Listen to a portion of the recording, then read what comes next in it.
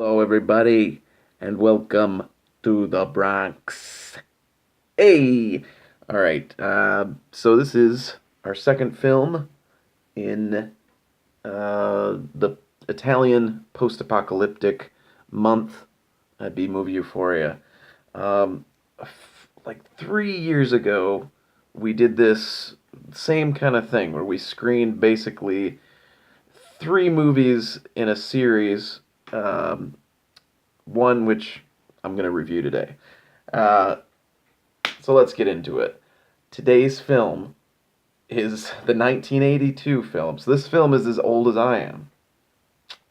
Yeah, I am. I was born in 1982.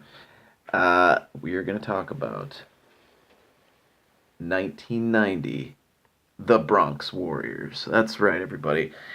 This is. Oops, there we go. This is like the seminal Italian post-apocalyptic film.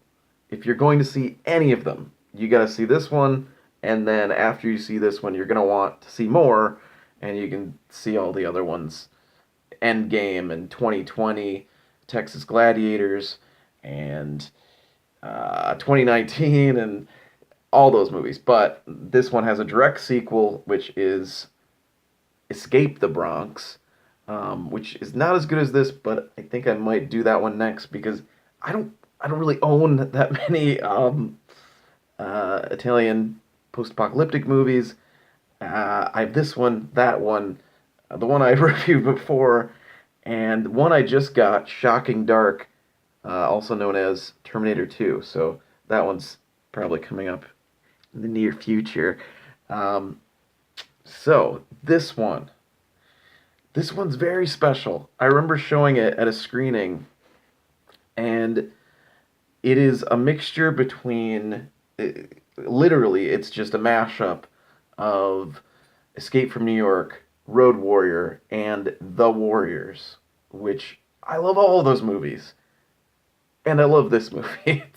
It's so enjoyable, so much fun. Watching it again, I just remember everything I liked about it. It has all these really fun, great elements, uh, but mixed in with that Italian cheesiness and kind of shitty acting, bad dubbing, uh, and just inexplicable plot devices and scenes that not a lot of things make sense, but the story keeps moving. You keep plowing through it, and you will enjoy every second of it. So let's start off with our lead, which is supposed to be this guy. This is Trash. His name is Trash. That's right, and he leads the uh, Riders. Yeah, I think his clan or his gang are called the Riders, and they are one of the gangs that roam the Bronx. Because the Bronx has become a war zone, total war zone. Everybody's fighting everybody. Nobody's safe anymore. Except at one point they're all motoring down the street and you can see kind of normal traffic driving by. Sometimes you don't get permits. But anyway, so the movie starts off with a girl running away from this other gang, which is basically a bunch of guys on skates, um, with big shoulder pads and hockey sticks chasing her. Uh, then Trash's gang shows up on their motorcycles. They are the Riders. They kick these guys. The zombies is what they're called, which is weird because there are actual zombie looking. There's another gang that looks like zombies, and I think they're called something else. But anyway, these are the zombies. They kick their asses, save the girl. The girl ends up being the heir to the Manhattan Corporation, which is basically in charge of everything. Um, this movie kind of posits a world where Manhattan is the center of the world, basically, and Nothing else really matters. But so she is set to inherit the Manhattan Corporation, and these businessmen types are trying to get her so they can use her as a pawn, political pawn, to do something. I don't really know. But they're trying to get her. Um, so she escapes, goes to the Bronx, and meets Trash, and immediately they are just like in love. So Trash is played by Mark Gregory. At least that's the name he was given in the U.S. His real name is Marco Gregorio, or Marco di Gregorio, and he was not an actor. You can clearly tell.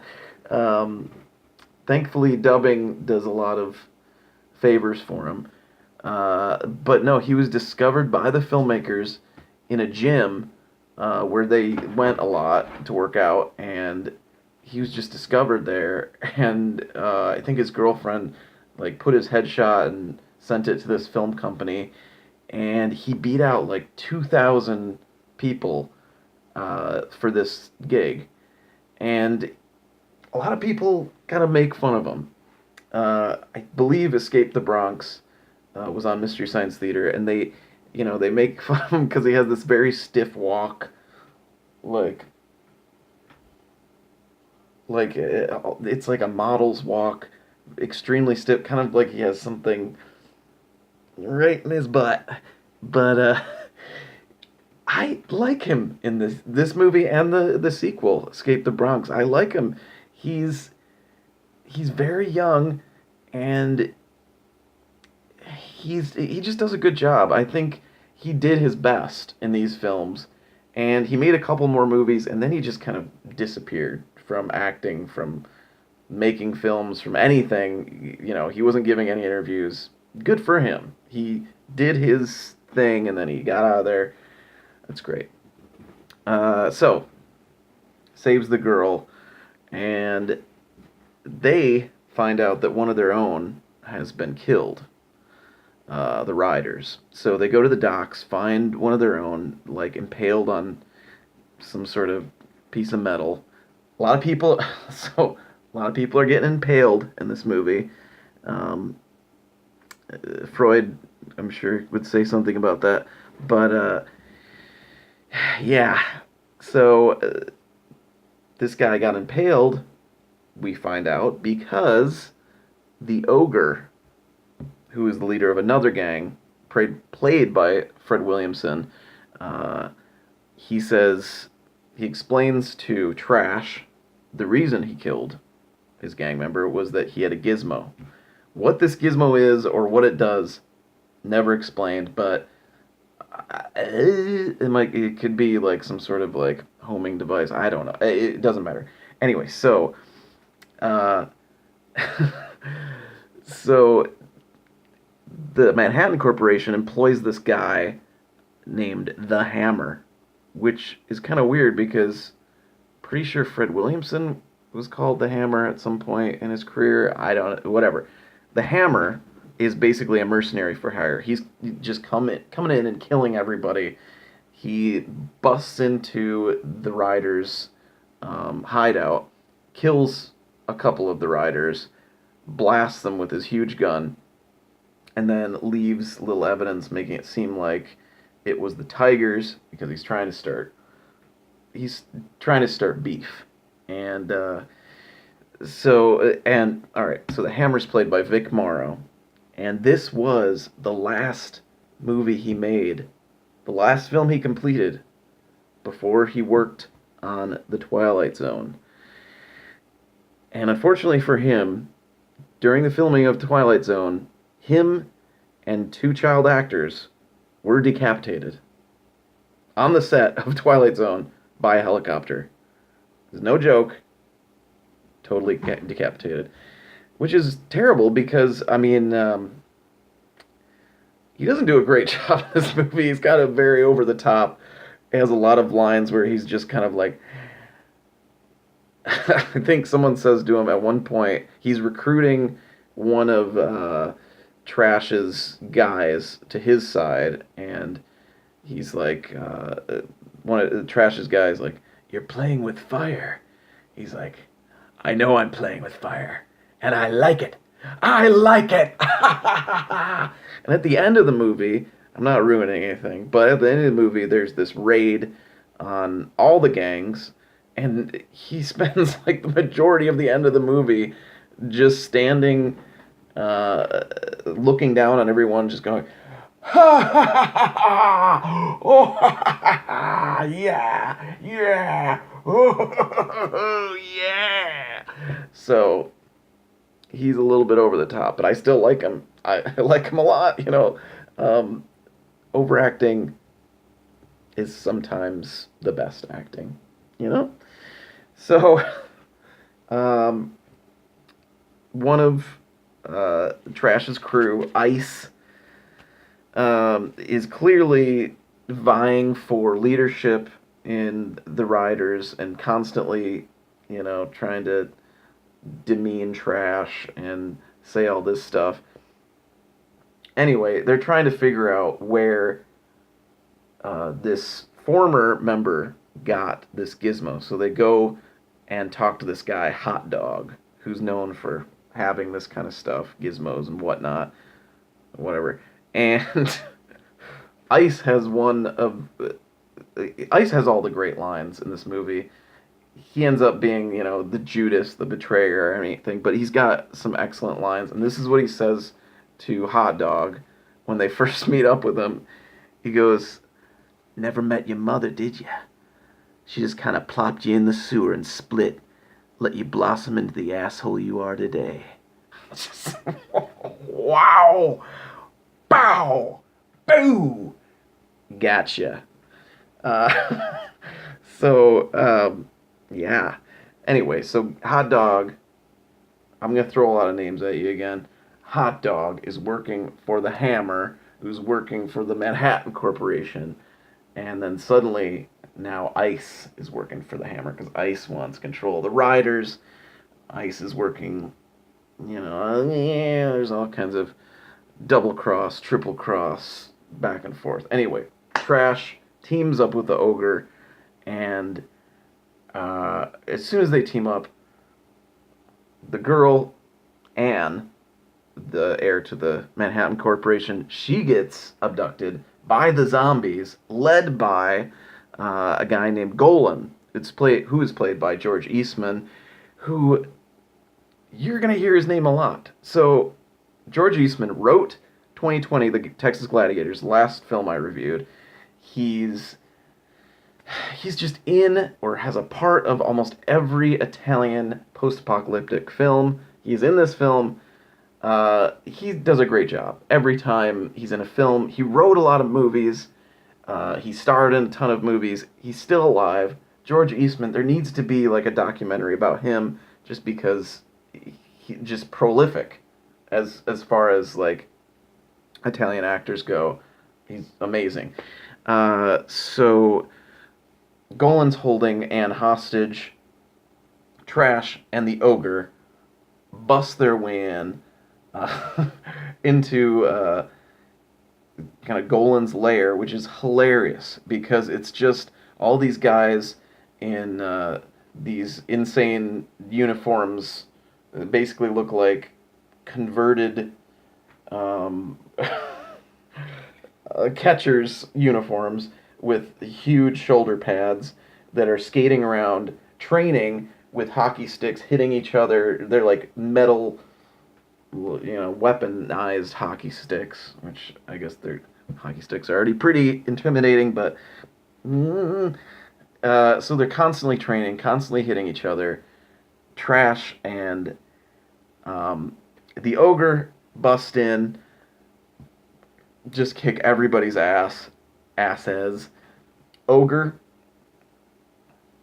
and Golan face to face. Apparently, Fred Williamson was a little bit shorter than George Eastman, so when they are actually face to face and about to fight, Fred was standing on like a fruit crate or something.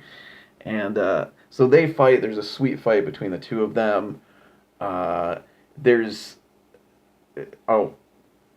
here's another thing. So when Ice is making the deal with Hammer, uh, one of the gang overhears, and Ice is like, "Oh shit, somebody heard me." So he chases after this other guy. I don't know the gang members' names. Most of them don't have names. Let's just call this guy uh, Corn Corn Boy. So Corn Boy's riding him away in his motorcycle. Ice is chasing after him, and there's this scene that's just hilarious where Corn Boy turns a corner. Ice completely wipes out in his motorcycle.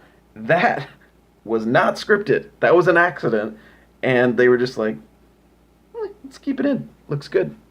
And so anyway, Corn Boy gets away, but he ends up getting tortured. And here's the boy. Here's Devo here to say hello. And so he ends up getting tortured and left for dead. Trash ends up finding him, finds out that Ice is betraying him. Then there's a big showdown between Ice and Trash, and lots of words are put. But all right, oh, okay. And in the end, I'm not going to ruin it for you because the ending is fantastic. The ending is so satisfying. There's a little tail. It's fun. There's so much going on. So many great costumes. All of the gangs in the Bronx have like a different theme, just like in The Warriors. So, a little bit of a ripoff there. Big ripoff. But there's just so much happening in this movie. I just 100% recommend this. Out of all the Italian post-apocalyptic films, this one is the most famous, the most well-regarded, at least by me, and it's widely available. It used to be on YouTube. It might still be on YouTube, but I know it's on Amazon. It's such a fun movie. I don't know if this is the uncut version. It is rated R, so probably not. There are some great death scenes, some great, not great, but good looking. Okay, Debo, stop it. Death scenes, and what I'm talking about. See this movie. It is 100% worth it. It's so much fun. There's just there's so much to like in this movie. Marco Di Gregorio is great. George Eastman's fantastic. Fred Williamson is just his normal, cocky, fantastic self. Whew. I love it. You'll love it too. Thanks for watching. Check out 1990 The Bronx Warriors. Oh, okay, one more thing. So, Mark Gregory isn't great, but there's one scene where he goes after Anne when Anne's walked off. This is very early on. And she's upset because she thinks all these bad things are happening because of her, which they are. But Trash he has this kind of, soliloquy about death. And death is all around us. Death is everywhere. It's in your hair. It's in your hot dog. It's it's everywhere. Forget about it. It's supposed to be this impassioned speech and everything. It is in a sense, but it's also very stupid. And that's kind of this movie in a sense. It's got a lot of passion, a lot of heart, but it's also pretty stupid. Thanks for watching again, guys, and I'll see you next time.